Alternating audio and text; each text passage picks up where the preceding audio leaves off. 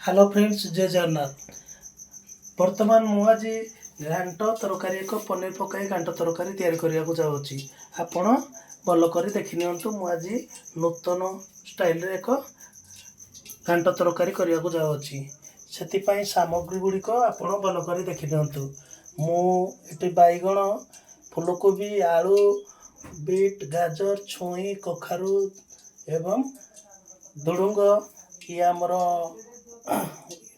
मटर छुई आउ स्वीटकॉर्न आउ ये पनीर, ये काजू पेस्ट, ये आमर चारमगज पेस्ट, पियाज, गोटा गरम मसला, धनिया पत्र आउ टमाटो, कंचा लंका आउ आमर बटा होइतिबा अदा रसुण, धनिया, जीरा, पुस्तक पेस्ट। अच्छा, ये आमर हलदी गुंड, लंका गुंड एवं ये आमर तरकारी मसला करी पाउडर। एबे मु गैस को लगाउछि, आपण भल करी देखंतु।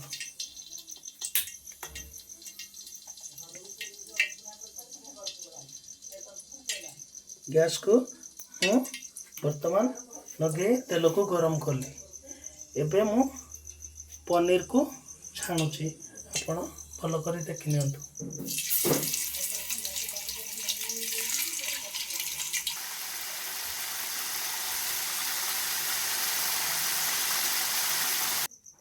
देखंतु आज्ञा, मुझे पनीर को भल कर नाल कर छाणीदेली। या मु हलदी पानी रे रखिथिबा हलदी पानी रे या पकाईदेवी। या हलदी पानी रे पकाइबा द्वारा पनीर आमर नरम रहिबो। एबे मु एथे रखिथिबा परिया को भल कर छाणी नेबी। बैगण आउ रखिथिबा बैगण आउ रखिथिबा कखारू को छाड़ी आउ सब परिया को मु भल कर छाणी नेबी। एबे आपण भल कर देखंतु।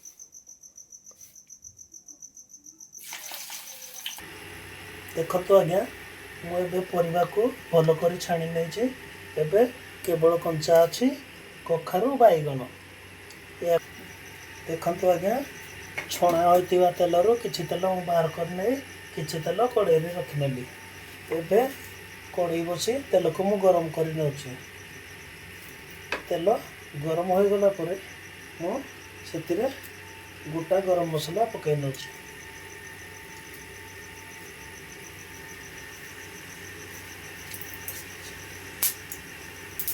एबे मु पियाज को भल कर भाजी नउछि।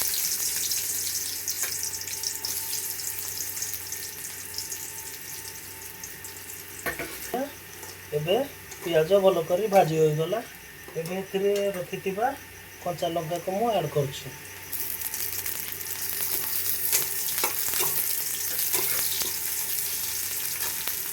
रखिथिबा अदा रसुण को मु एथिरे किछि ऐड करछि।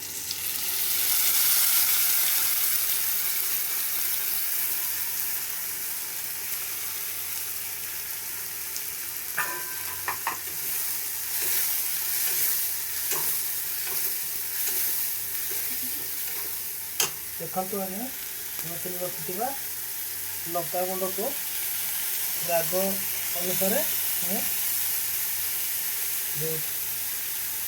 कारण छोट पिला थे कम लंका गुंड देवाक पड़े। से रखिथिबा मु हलदी के किछि ऐड कर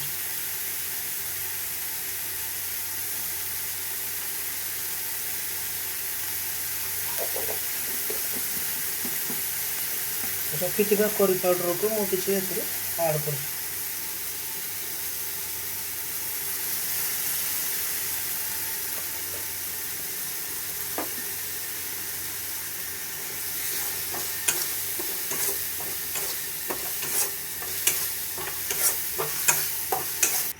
देखो आज्ञा, एबे कटा होइतिबा टमाटर को एथिरे ऐड करिया एवं मसला को भल कर भाजी होगा देवा। देखो आज्ञा, आमर मसला भाजी हो गला। एबे मैं रखिथिबा छणा होइतिबा परिवा को मसला रे ऐड करिया। रखिथिबा परिवा को मसला सहित भल कर मिसई भाजी नवा।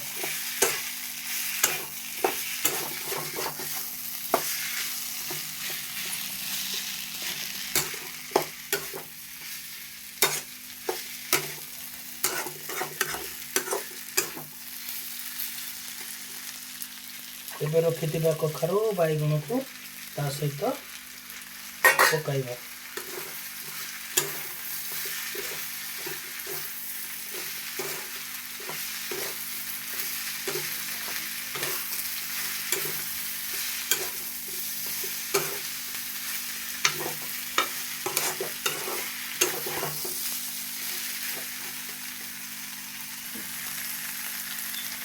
ସ୍ୱାଦ ଅନୁସାରେ ଆମେ ସେଥିରେ ଲୁଣ ପକାଇବା। ଅଳ୍ପ ପରିମାଣର କିଛି ପାଣି ପକାଇବା।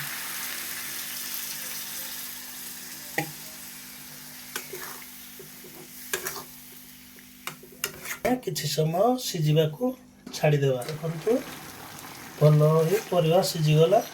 ଆମେ ଏଥିରେ ରଖିଥିବା ସୁଇଟ୍ କର୍ଣ୍ଣ ଆଉ ଗ୍ରୀନ୍ ପିସ୍କୁ ଭଲ ପକାଇ ନେବା।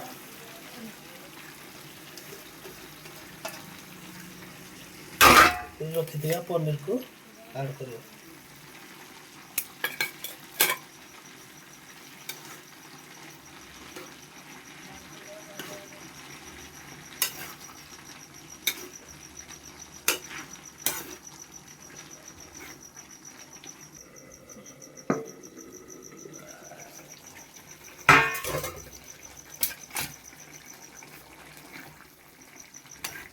ଦେଖନ୍ତୁ ତରକାରୀ ଆମର ଏବେ ପ୍ରସ୍ତୁତ ହେବାକୁ ଯାଉଛି। ଏଥିରେ ରଖିଥିବା କାଜୁ ପେଷ୍ଟ,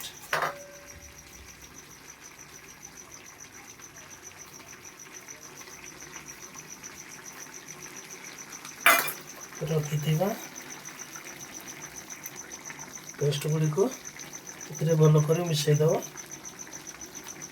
ଅଳ୍ପ ଟିକେ ପାଣି ଆଣି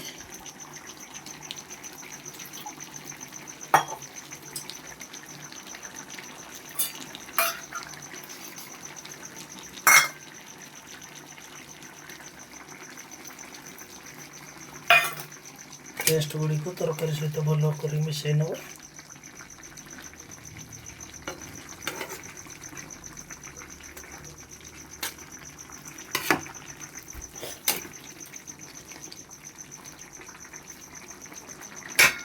ଏଠାରେ ରଖିଥିବା ଧନିଆ ପତ୍ରକୁ ଗ୍ୟାସକୁ ବନ୍ଦ କରି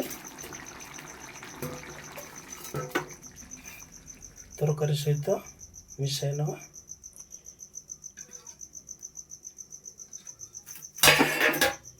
ଏବେ ଆମର ତରକାରୀ ପ୍ରସ୍ତୁତ ହୋଇଗଲା।